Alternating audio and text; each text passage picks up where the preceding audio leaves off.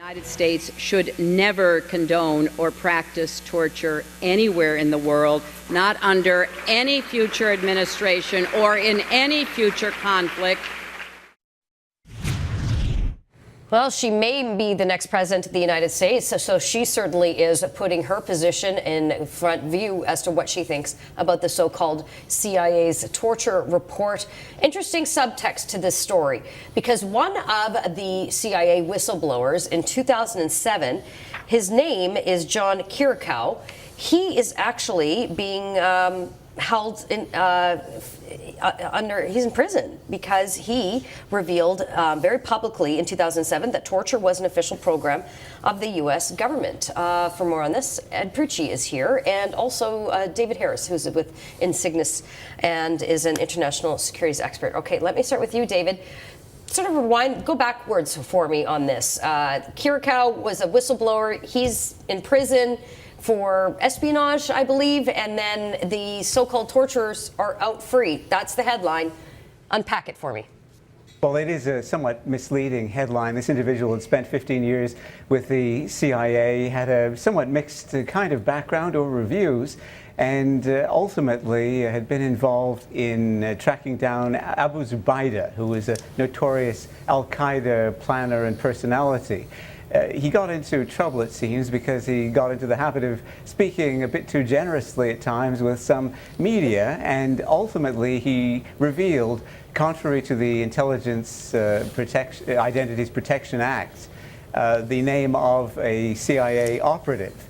I don't know that it's fair necessarily to say that he got into difficulty legally on the basis of revealing material about torture. And some of the more dramatic charges that had been bandied about, possibly including the Espionage Act, I think fell by the wayside. But in the end, he did get 30 months. And this is considered by some a bit of an irony, as I think one former significant CIA personality put it. He is the only individual who does appear to have gone to prison in relation to suggestions that torture may have occurred. And as you know, those claims of torture are themselves contested by some people of fairly reasonable background. Yeah, you know, even Ed, if we were to just put aside whatever personal feelings we have in the belief or non, or the exaggeration of whatever was in this executive summary, this 499-page executive summary, we still can't discount the fact that this one individual who was the whistleblower, again, agree or disagree with him, David, I think, laid out quite nicely, you know, his background, and Kirikow I'm talking about. But when you're talking to the American public about this sort of stuff, this irony, believe it or not, does play a factor in how they approach this sort of thing. There's probably going to be some big campaign to get this guy out of prison.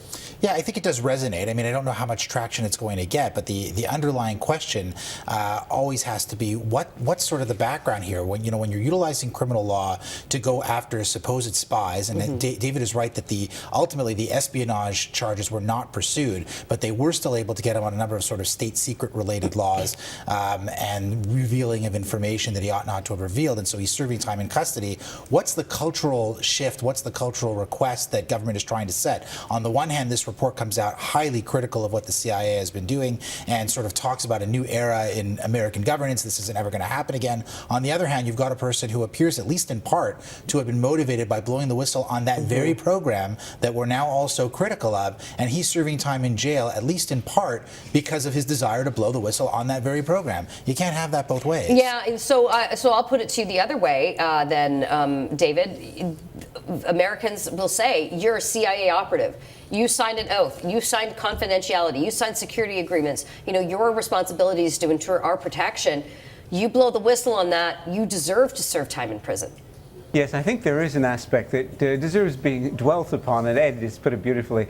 The issue that is a real challenge is that Intelligence Identities Protection Act. You have to go back to the history of that. It was developed, it was passed by the Congress in about 1982, and at that point you'd had a number of radical magazines and publications that had been making a profession of revealing the identities of CIA and former CIA agents. There had been several CIA people abroad who had been killed by terrorists. It is often believed and certainly alleged as a result of their having been unmasked. And so this is part of the situation. When you fast forward to the current period and you see the immediate threats that are being made by ISIS and Al-Qaeda and a host of other such groups against people in the military and their families, quite an extended range of target sets, then you can see how much more immediate and compelling a contravention of this kind of legislation could be, completely apart from any suggestion of the position one might take on torture type issues. Okay, gentlemen, thank you very much for joining me. Appreciate it.